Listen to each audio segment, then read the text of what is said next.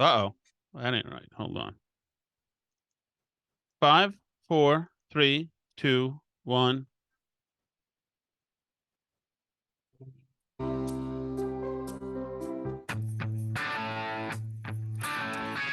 All right, Allison. California and Connecticut. I know. Ugh, an election eve. Here we go. Here we go. Going out with all the folks from the station tonight. Oh my God, that That's might so fun. be. You see any of our Connecticut friends down there? I'm just having the mic in front of me, like out of habit, because I don't need it because I'm on this mic right now. So it doesn't, I like, sorry. Sorry. Great story. It My is a good story. my camera resolution looks nice. It looks great. Looks great. It's not my fault. Ugh. You didn't bring a real camera, right? I didn't bring a real camera, and the room is not. You have to make a choice between lights or equipment. So Oh, well, it's my fine. room is nice. Yeah, your room looks nice. It looks great. My room is fine too. It's actually kind of well, it was a pretty room. The kids have trashed it. They got a pizza today. Oh, how That's are you? great. I woke up at 5 a.m. after 2 hours of sleep in Boston, and I've been through two different plane flights, three airports, and a rental car uh, desk from hell, and now I'm here. So everything's going great. Good. Nice How's to talk to you. how's your day been? Good. It's just been I worked and I got lost on the way home from work. Then listened to and then lie down for 40 minutes, whatever, uh that's it. That's it. I listened to Kirk Minahan a little bit, and that's it. Well, today was action packed at work because I had candidates in and Todd was in and so whatever. But yeah, it's fine. It's fine. It just you know I want the election to be over, to be honest. You know, and whatever happens happens. So like once again that show in Connecticut will either be for Wednesday will either be fantastic or a nightmare. 7 p.m. to midnight, eh? You're gonna be on the air in Connecticut? Hmm. Yeah, so it's either gonna be depressing or really fun. One of the two. Yeah. No in So what's between. going on? What should we talk about? So I didn't hear any of your show. Normally during the day I like hear you in the next room, so I know what you've kind of covered and you haven't. But I was wondering if you got a chance to read that journalist's thread that he wrote. No, I saw a little bit of it, but I didn't understand what the importance of it was. So he teaches at Columbia Journalism Oh, School. great. Oh, good. And his profile says soon to be senior entertainment editor for Rolling Stone, which I'm not sure what that means. If that's like some That kind of humor or like Yeah, yeah, I don't know. 'Cause I mean, is that good news? what. So anyway, he writes this thread. What is it going to take for people to realize that the billionaire class does not have their best interests at heart, and journalists, who for the most part do not get paid much and these days are constantly harassed, to check those powerful people are the ones who have their backs? We are on your side all the time. They turn you against us because they want to exploit you. It's not hard to understand. Most people get into journalism because they just want to make things better for people. It's not a money making enterprise.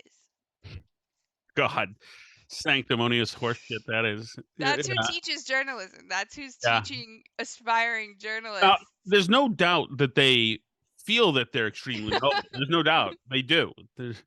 But they're not journalists. I mean, it's a rarity for any of them to be journalists. The journalists are the ones who really are afflicting the powerful.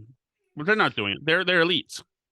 Right, exactly. It's people like Turtle Boy who go out there and like find stuff out and dig into things. People like used to be at the Herald where they would, Mm-hmm. go through Boston City Hall records and find things out or state government Oh yeah. records and that almost doesn't exist anymore. It's mostly, people taking stories straight from like campaign oppo people or whatever.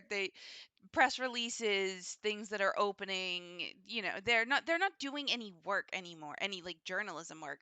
So it's incredible to me, this like idea, like, by the way, we're not doing this for the money. We barely make any money. We're doing it for you. When are you going to realize that you're just being exploited to be turned against us? We have your backs. We're fighting for you. Like, well, maybe have you tried like talking to literally any of these people that you're supposedly fighting for before you made this into this big thing? Well, To right, and also like I'm sure that kid has used the term election denier already. That just mhm, shows it just shows a trace amount of mhm. laziness. So Well, there's no. also his name is Marlowe, so Is that as in Philip Marlowe? It was what is Marlowe Stern. and That's well, he's an a hole. Yeah, obviously. I mean, it's just silly, like the whole thing. And the idea that he's the one teaching young people like what journalism is and where to go, and that he's putting out there this self-important thread that like, we're fighting for you, we're helping you. Don't worry, Trish, you didn't miss anything. Trish just got here. But It's funny that we're fighting for you stuff. It was the same thing when they were doing you know, to try to destroy people during COVID, to try to openly have hysterical fits and tantrums over masks and vaccines and what the bad man said to do. He said to put bleach in us. He did. So I'm more even hurt than ever. And then now to in the Atlantic to demand that you forgive them for being completely bitchy during the entire thing. It's like whatever, man. I'm blown. I'm just they're terrible. They're absolutely. Oh, did you yeah, see? Oh, speaking of Connecticut, did you see the Channel 12 guy? no. So listen to this. Listen, this is so good. This is so good. Channel 12 is one of the. They've got one of the hard nosed journalists down in Channel Mhm. 12. So, and oh, I can't wait.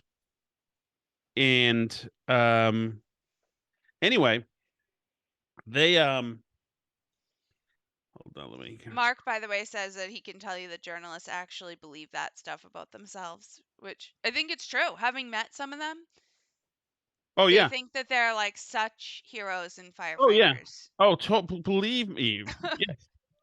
So Channel 12 News Mhm. has James Craven of News 12. He's a reporter. Now he's one of the reporters who this is a journalist. Remember Yep. when James O'Keefe had the Greenwich assistant superintendent on who busted him saying that we don't hire Catholics or old people because they might be conservatives. Do you remember that? Yep. Well, this local reporter, James O'Keefe, had a presser to promote his Project Veritas thing, where you could hear the superintendent saying they don't hire conservatives or Catholics Right. or old people, which is illegal. Mhm. This reporter, who's named James Craven of Channel 12 News, grilled O'Keefe, absolutely grilled him to try to shoot down O'Keefe, to try to get him say he was disreputable, whatever, etc. Try to grill him, tried to minimize the story, etc. This guy named James Craven. Well,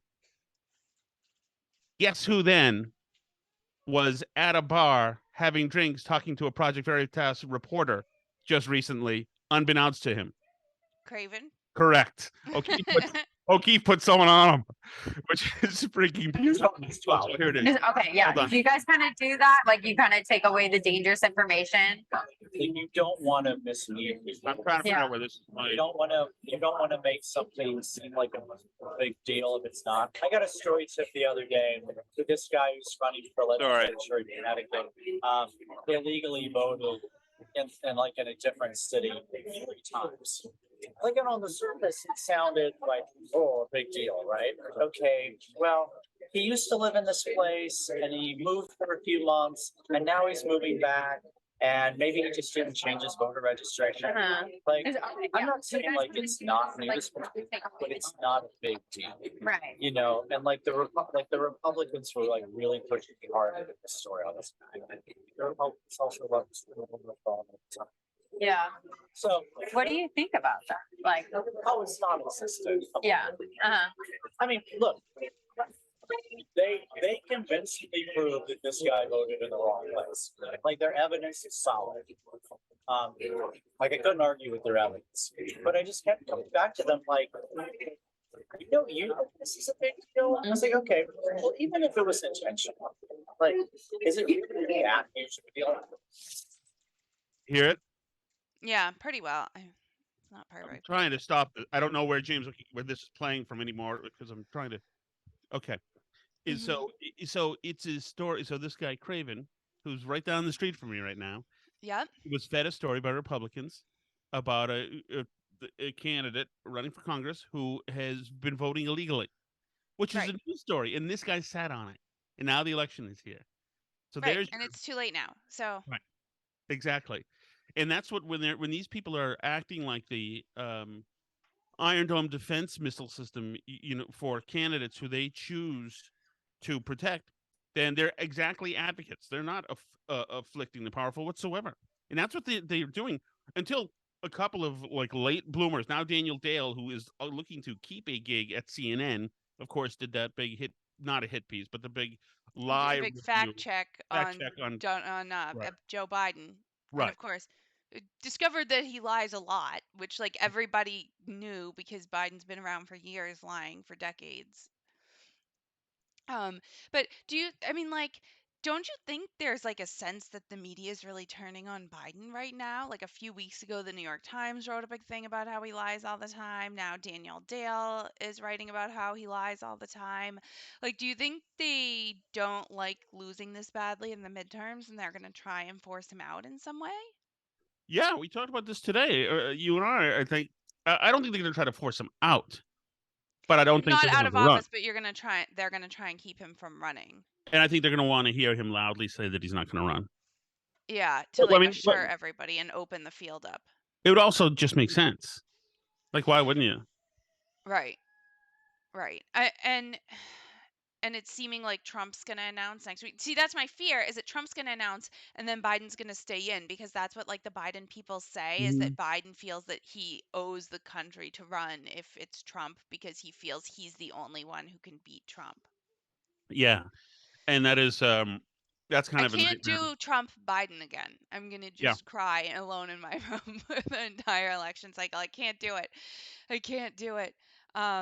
Yeah, But come yeah, on, Trump. Just just spectate in this one, man. For God's sakes. Let's let I this thing- definitely think he's getting in though. I definitely think I would love to get Scott Brown on to talk about this soon about if Trump will get in and how he feels about Trump. Has he said anything about it? I don't know that he has, so I'm really curious to hear what he thinks. Morgan says it's funny how people keep falling for this Project Veritas thing, and if a hot chick is talking to you and you're a dork reporter, she must be from Project Veritas. That said, if I went to I'm going to this bar tonight with some people I work with. Mhm. If a hot chick, I mean, I'm not trying to like get laid, so it's that's kind of moot. But if I was single, I would Yeah. tell a hot girl at the bar everything she wanted to hear. Absolutely, I would. About all your exploits, all your secret sources would be leaked, everything. I would absolutely. I would, renounce my citizenship. I would do whatever. It doesn't matter. I would. How did they get what did they tell remember when they did the Planned Parenthood ones where it was women? Like, what did they tell them? Those couldn't have been like ostensible dates too, could they? I don't know. I feel like women don't tend to be as idiotic in that particular way. Certainly in other ways, but that particular way, like I tend to think that I don't know what they told them, but yeah, they do seem to catch a lot of people this way with like a hot chick reporter or like the gay dude, remember? I forgot what that one was even about. Do you? But remember they No. caught that gay guy like it was a date with like and it was a guy that was the reporter and he was bragging about something, but I don't remember what. And then he like ran away. Do you remember that video? Yes. What was that one? I And can't O'Keefe remember. ran that right next to him. Yeah. Oh, that was Yeah, that great. was amazing. But yeah, they fall for it over and over. It's really Yeah. just incredible. Like, just keep your mouths shut. Seriously. I mean, it's good for us, I guess, that they fall for it all the time. But Oh, it's wonderful. whatever. Yeah, Morgan says Trump's gonna run. Yeah, I definitely think Trump's gonna run. So I was talking about this to a relative last night because I have relatives that are like super, super pro-Trump, and they're just not sure about DeSantis. They're 100% Trump all the way, no matter what. And like I don't know. I'm not there, but I tried to. I mean, like I said, what I think. I don't know. People in the chat, are you like 100% for Trump over DeSantis or what? Because I do think there's a bit of a divide. Because like everyone I see on Twitter, like Matt Walsh, all the different people tweeting, like all the Twitterati of conservative Twitter, are all like, don't run Trump, stay away. They were mad about the Ron DeSanctimonious nickname. They were like not pleased. So there's like a lot of consensus there. But then when I talk to regular people, I feel like they want Trump. I think it's one of these cases again, like in 2016, where there's a really big divide between like what people kind of who are the talking heads and the pundits and running the party and everywhere like that are saying that we need and what actual people are getting ready to vote for. Of course, the field's not as divided this year, too, but I don't know. I'm feeling a 2016 redux coming on. I don't know about you. And I don't love it because I really do like DeSantis better. And so, like, this was the conversation that I had. Trish says she doesn't want Trump to run in the chat. Morgan's a DeSantis person. Yeah, for me, the biggest thing is that, like, Trump enabled some of the worst people in the, like, quote, deep state. And, Right. he put Chris Wray in there.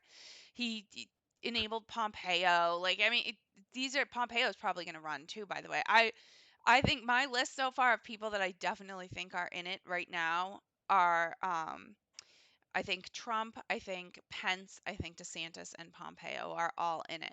I don't know if anyone else is feeling like they are going to have the guts to get in there with Trump in there. I think that you moved your camera and now you're like really close up. I am. I didn't Yeah. move my camera. Well, you changed where you're sitting or something. That's No, all. I changed the lighting. I wonder if it adjusts depending on the lighting. I've Oh, changed the lighting. I've moved the light closer to me, and now it's darker. okay. Well, anyway, is there anyone else that you think is going to get in so far? Um, I'm seeing a lot of DeSantis in the chat. Mark says, "Why not Trump DeSantis?" I don't think either Trump or DeSantis wants to be that close to the other. I think they are oil and water, personally. I don't know, but I mean, I'm DeSantis is a better candidate. He's better. Yeah. He's got a better story. He's more palatable. He's done an excellent job in Florida. He didn't pull the crap after the election. DeSantis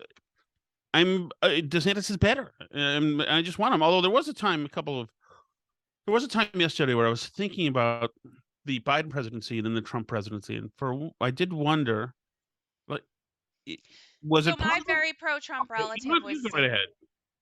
Okay, go ahead. Say, is it what possible, honey? Go ahead. No, I did wonder to myself, is it possible that Trump was a great president? And Maybe. he may have been. I mean, if you just simply looked at the proof is in the eating of the pudding or whatever it is, proof of the pudding, Proof of the eating. pudding. Mm-hmm. We didn't have the Ukraine problem. The Right. economy was fantastic. He was a pro-business president. I cannot believe that he would have allowed these health officials to carry on much longer with this crap. Yeah, but that's part of the point, isn't it? That's what the primary is going to be about. Is Ron DeSantis is going to say, you let these health officials shut down the country. You let them continue to hand out advice that led to all these other states being shut down. I did the right thing in Florida. I had the guts to go against the health officials, and you didn't. You came out with this vaccine and pushed it and said it was the most wonderful thing since sliced bread.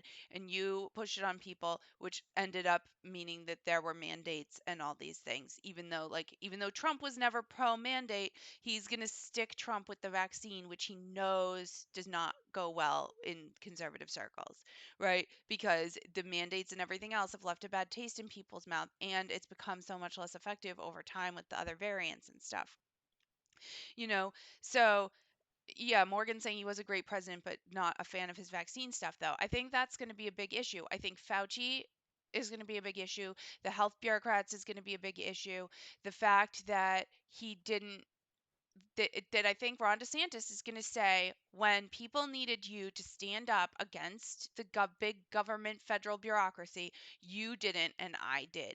And I think that is ultimately the case that Ron DeSantis is going to go out there and try and make. And I don't know what answer Trump has for that, to be honest, because I mean, that's Well, I like mean, my but relative who's very pro-Trump is very anti-vaccine and very anti-health bureaucracy and all these stuff. Trish also says Trump will be very old. That's also true. that's Although, what he can use. That's what DeSantis can use. yeah, but I think people ultimately like don't care about age if they like you at the end of the day. I'm hearing like Trump Lake ticket Yeah. Well, floated. I mean, like that's because then you cut back on the old factor because people love Carrie Lake and she's not old. So, that that helps mitigate that a lot. And I still think that but I still will think that people the love Carrie health Lake? what's that? Will people love Carrie Lake once the media gets done with her? I I mean, don't know. I guess they will. it's essentially having two Trumps on the same ticket. Yeah, but I mean, I think she's better than Trump in a lot of ways. She looks better and she's in some ways like a more powerful speaker. She doesn't, I don't think, necessarily have the genius Trump has for like his like kind of humor and stuff that he has, and being spot She on with might his. actually, when she was said the thing about Hillary Clinton last week, because Hmm. Hillary criticized her, and she said, Carrie Lake said, "I just want everybody to know that I don't have any suicidal thoughts, and Yeah. I just had my brakes checked and they're fine." That's pretty funny. Yeah, but I don't know if it's. I mean, Trump's a really funny guy. Trish and Morgan are agreeing in the chat that they want a DeSantis Lake ticket. I think Lake is going to be with Trump though in the primary. I'm pretty sure because they're pretty tight. I think based on the Arizona race. So I don't know. It's going to be interesting to see how things shake down and if like Pence and Pompeo are in there breaking up the non-Trump vote. I think you could see a redo of 2016, but I think we're going to know soon because I think Trump cannot wait to announce, and he's going to announce like any second. Well, I mean, I had a caller today ask me like, would I vote for him? And obviously, if it's against the wacko Democrat, I don't know any moderate Democrats, and yes, I would have to. I mean, of course. Yeah, I just like DeSantis is a candidate I'm just excited about because yeah, totally. you know, Totally. And I had, so my Trump relative was like, oh, but DeSantis doesn't have the charisma that Trump has. And I was like, tell that to people in Florida because the people in Florida love him. Love mhm. him, love him, love him. So, I mean, I I think charisma can come in a lot of forms and his might not be the same as Trump's, but it does I think he does have it. People like things about him and he is personable and he is funny and everything. So I But have a question for you. yes.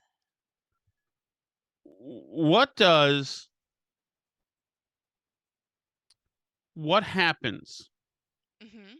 if the Democrats get blown out? Republicans take 54 seats in the Senate and what 225 is it in the House? I think they could get up to like 240 possibly. 40 in the House, and that lose all sorts of municipal races around the country and governorships, et cetera, et cetera. Mhm. What What? happens? Yeah, what happens? Because I mean, there's James Carville may get the message, but progressives under 40 don't. I mean, this is an Well, right, ideological. and the people within the party who are going to lose those races are going to be the ones in moderate The districts. So reasonable those one. are going to be the moderate Democrats, the Yeah, people who are in Spamberger or whatever. swing. Right. And she might win, I don't know. But yeah, it will be the people in those districts who are most vulnerable. Nancy Pelosi's not going anywhere. AOC is not going anywhere. They're still going to be in Congress. So that's going to push the Democratic Party further to the left, I think, at this point. That being said, like it is going to like cut things off a little bit, but I think there has to be an appetite. Like we heard Scott Brown say this on CNN the other day. Like there has to be a political appetite to stop with the huge spending. I mean, like, and I don't know how politically popular that's going to be, but the Republicans have to have some political guts here and just do it, because the economy is not going to get better and inflation is not going to get better unless they cut back on some of this spending. Like, we get it, the government shut things down and they had to hand out like emergency money because they literally wouldn't let people go to work, which was wrong in the first place. But anyway, it is what it is at this point. But like, I just saw some poll, and I'm not going to be able to find it now, but saying that like there's huge support, like something over 60% for like more stimulus checks to help with inflation, which just tells me that like God. the messaging has not been good so far.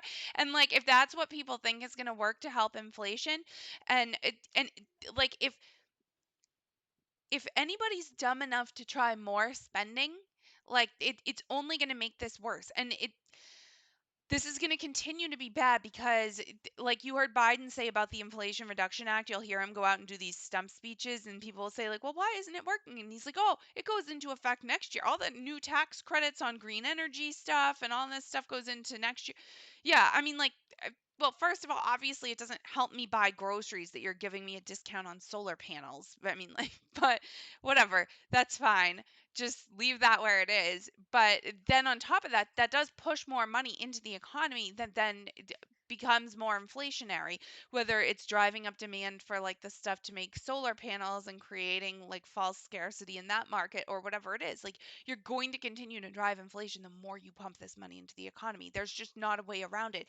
This is money supply driven, this is, sorry, it's demand driven inflation because we keep pumping money into the money supply. It's not like this isn't a supply side problem with the ports anymore or anything like that. I'm in Long Beach right now actually, and there were some ships out there but not that many. So Well, um they are still having that problem in Long Beach and yeah, LA, um and that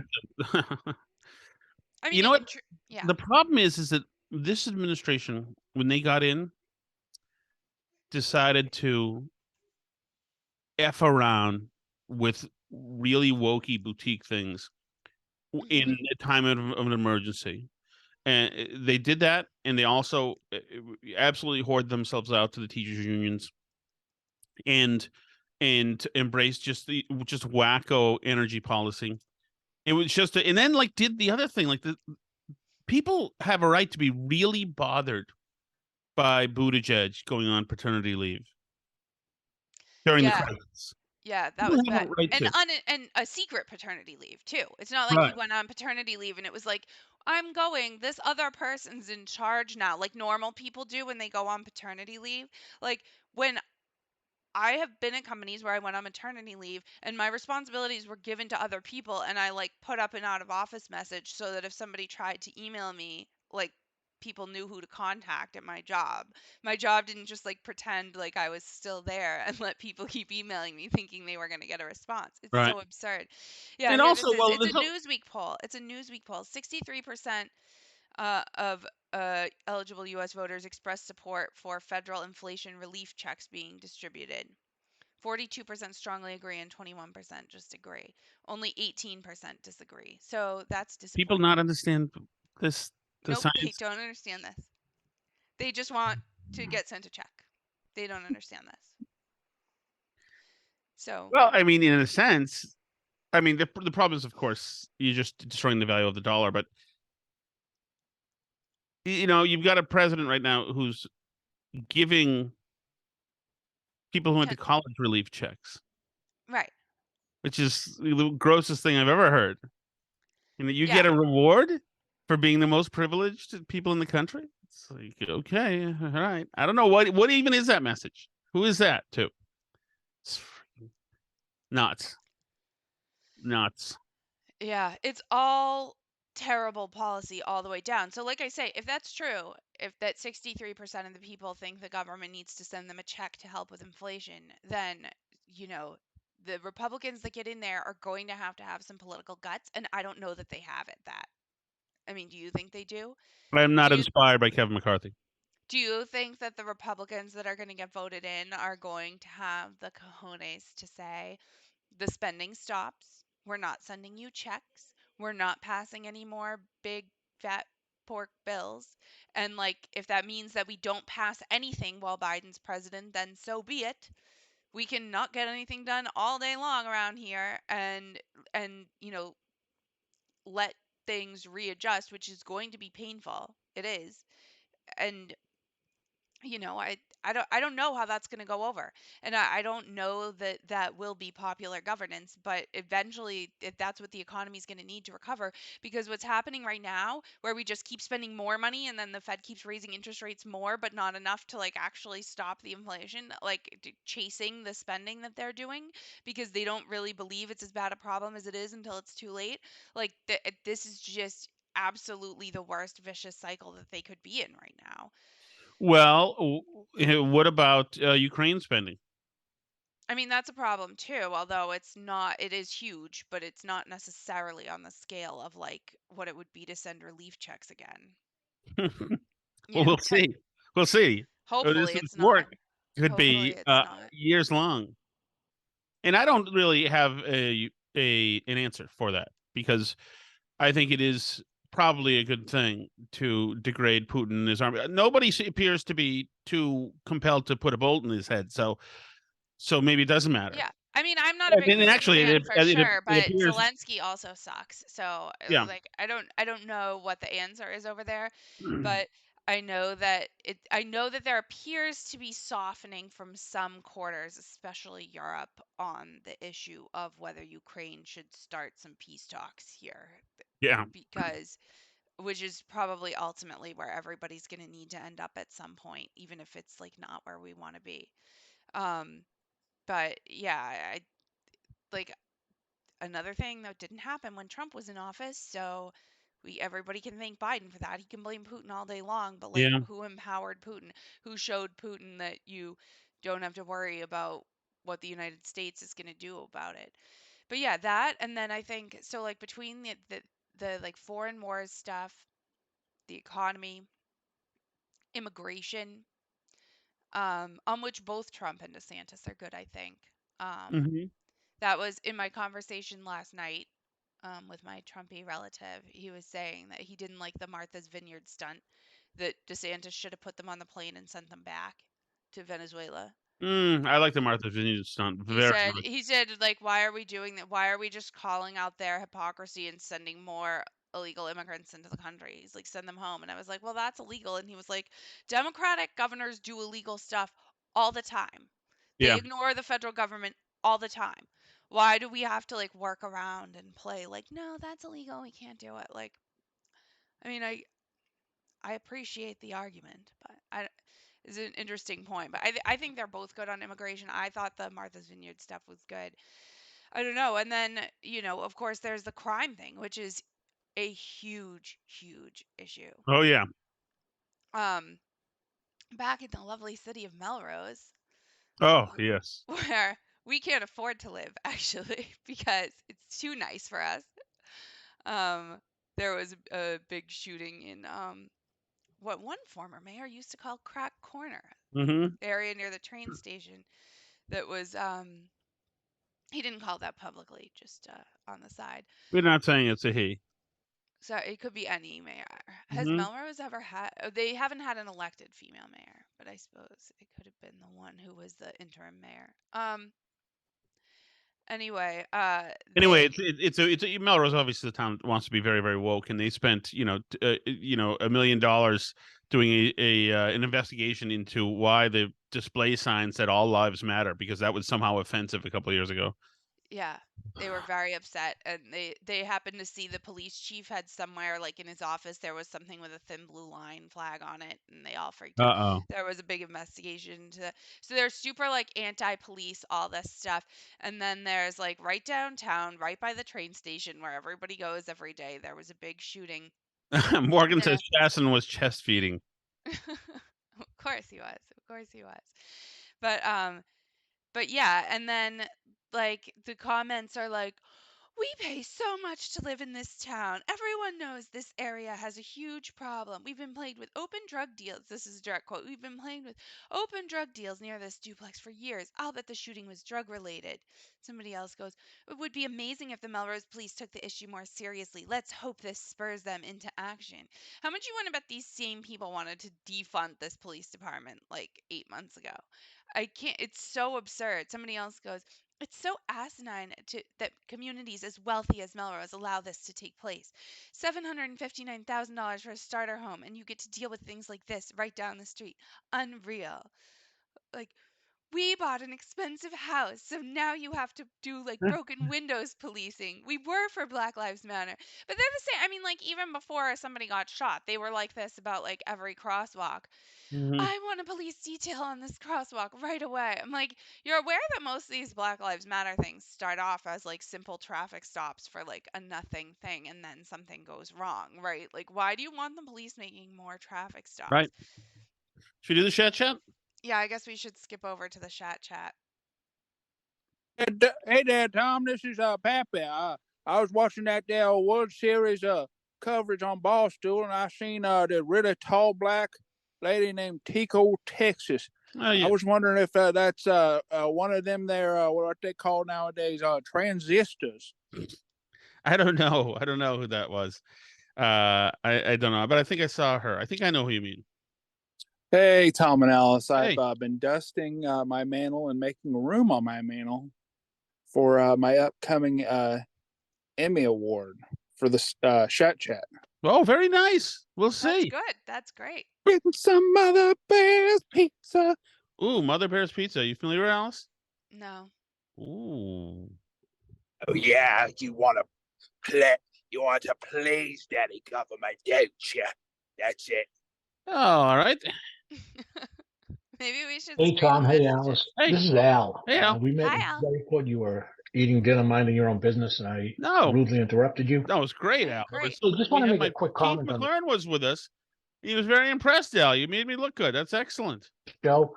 Tom, at the about 2-minute mark on Sunday's show, which you recorded Saturday, which I was listening to on Monday, Mm-hmm. you started talking or teasing Kerry Lake's story. And I want to just give you props because you actually said her name 473 times and did not mention anything about her until about the 30-minute mark. So that was exciting piece of podcasting. I was on the edge of my seat, and I actually started it on Sunday, but truthfully got a bit tired and figured I would wrap it up on Monday. So Probably smart. anyways, enjoy the show. Thanks, and, Al. let's go Red tomorrow. Bye. Here. Absolutely with you. Yeah, that is. I think the story, the Kerry Lake thing was just that quote of hers. That was what was it? Here it is. Hold on. I think it was just this. We played this. These guys are just full of terrible ideas. Let me list a few of them. It's terrible. Defunding our police. How do they come up with this stuff? Open borders, censorship, racist curriculum, masking our beautiful children. I can't take that one. That one just puts me on. Yeah, it was the masking our beautiful children thing, which I thought was especially good. Just a poignant way to say it. Is that the exit music? That's the exit music. I can't Al. really hear it through the Zoom. I just hear a smidge of it. Anyway, thank you so much for joining us. Thanks for your patience with getting set up as I got off the plane and Tom updated his Zoom app and everything else. People who are waiting in the live stream. It's great to be here and talking to you. Hopefully we'll talk to you tomorrow for election night. Very exciting. And like Tom said, he's going to be doing coverage 7 p.m. to midnight on WTIC, so you can hear him there as well. Thank you so much, and let's all get excited for tomorrow. You're here.